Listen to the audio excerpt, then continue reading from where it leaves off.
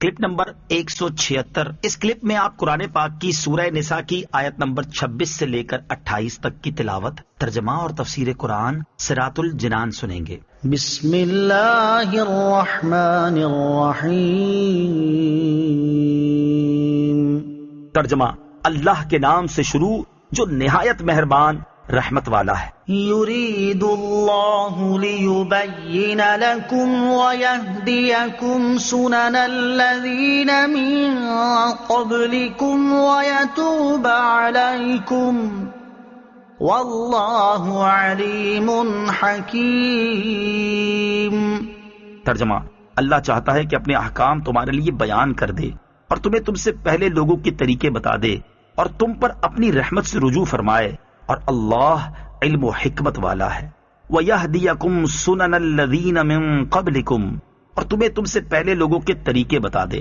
اس سے مراد یہ ہے کہ ما قبل آیات میں تمہارے لیے جو عورتیں حرام یا حلال ہیں بیان ہوئی، یہی عورتیں پچھلی شریعتوں میں بھی اسی طرح حرام و حلال تھیں۔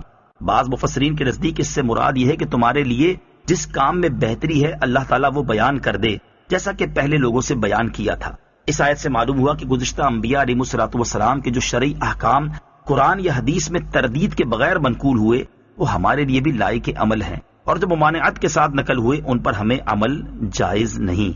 واللہ یرید ان یتوب علیکم ویرید الذین یتبعون الشہوات ان تمیلوا میلا عظیما۔ ترجمہ، اور اللہ تم پر اپنی رحمت سے رجوع فرمانا چاہتا ہے، اور جو لوگ اپنی خواہشات کی پیروی کر رہے ہیں وہ چاہتے ہیں کہ تم سیدھی راہ سے بہت دور ہو جاؤ۔ وَيُرِيدُ الَّذِينَ يَتَّبِعُونَ الشَّهَوَاتِ، اور جو لوگ نفسانی خواہشات کی پیروی کر رہے ہیں۔ شان نزول، یہود و نصارہ اور مجوسی بھائی اور بہن کی بیٹیوں سے نکاح حلال سمجھتے تھے۔ جب اللہ تعالیٰ نے ان سے نکاح کرنے کو حرام فرمایا تو وہ مسلمانوں سے کہنے لگے، جس طرح آپ خالہ اور پھوپھی کی بیٹی سے نکاح جائز سمجھتے ہو جبکہ خالہ اور پھوپھی تم پر حرام ہے، اسی طرح تم بھائی اور بہن کی بیٹیوں سے بھی نکاح کرو۔ اس پر یہ آیت نازل ہوئی کہ یہ لوگ چاہتے ہیں تم بھی ان کی طرح زنا میں پڑ جاؤ۔ یرید اللہ ان یخفف عنکم وخلق الانسان ضعیفا۔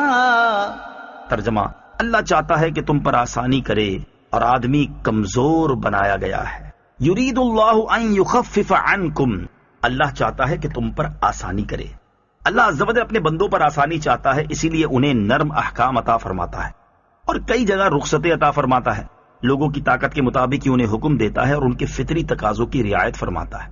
لیکن حقیقت یہ ہے کہ انسان فطری طور پر کمزور پیدا کیا گیا ہے، اور اسی فطری کمزوری کا یہ نتیجہ ہے کہ مرد عورت کی طرف بڑی جلدی مائل ہو جاتا ہے۔ اس کے لیے عورت اور شہوت سے صبر دشوار ہے۔ اللہ تعالیٰ نے اپنے بندوں پر رحم فرماتے ہوئے مردوں کے لیے عورتوں سے شریعت کے دائرے میں رہتے ہوئے نفع اٹھانے کی اجازت دی، اور صرف ان عورتوں سے منع کیا جن سے نفع اٹھانے میں فساد عظیم اور بڑے نقصان کا خدشہ تھا۔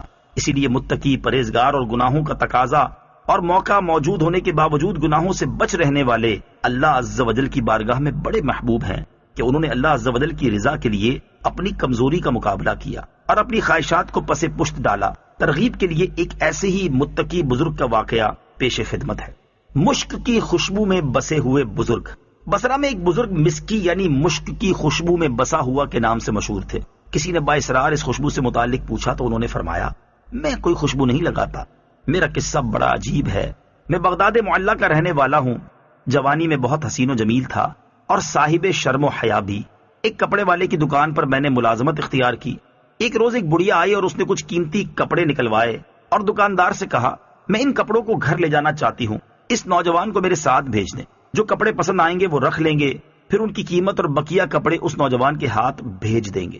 چنانچہ مالک کے دکان کے کہنے پر میں بڑھیا کے ساتھ ہو لیا۔ وہ مجھے ایک عالی شان کوٹھی پر لے آئی اور مجھے کمرے میں بٹھا دیا۔ کچھ دیر بعد ایک نوجوان عورت کمرے میں داخل ہوئی اور اس نے کمرے کا دروازہ بند کر دیا، پھر میرے قریب بیٹھ گئی۔ میں گھبرا کر نگاہیں نیچی کیے فوراً وہاں سے ہٹ گیا، مگر اس پر شہوت سوار تھی، وہ میرے پیچھے پڑ گئی۔ میں نے بہت کہا کہ اللہ عز و جل سے ڈرو، وہ ہمیں دیکھ رہا ہے، لیکن وہ میرے ساتھ منہ کالا کرنے پر مصر تھی۔ میرے ذہن میں اس گناہ سے بچنے کی تجویز آئی تو میں نے اس سے کہا، مجھے بیت الخلاء جانے دو۔ اس نے اجازت دے دی۔ میں نے بیت الخلاء میں جا کر دل مضبوط کر کے وہاں کی نجاست اپنے ہاتھ، منہ اور کپڑوں پر مل لی۔ اب جو ہی باہر آیا تو میری عاشقہ گھبرا کر بھاگی اور کوٹھی میں پاگل پاگل کا شور اٹھا۔ میں نے وہاں سے بھاگ کر ایک باغ میں پناہ لی، غسل کیا اور کپڑے پاک کر کے وہاں سے چل دیا۔ رات جب میں سویا تو خواب میں دیکھا کہ کوئی آیا ہے اور میرے چہرے اور لباس پر اپنا ہاتھ پھیر رہا ہے اور کہہ رہا ہے، مجھے جانتے ہو میں کون ہوں؟ سنو، میں جبرائیل علیہ السلام ہوں۔ جب میری آنکھ کھلی تو میرے سارے بدن اور لباس میں خوشبو آ رہی تھی جو آج تک قائم ہے، اور یہ سب حضرت سیدنا جبریل امین علیہ الصلوۃ والسلام کے ہاتھ کی برکت ہے۔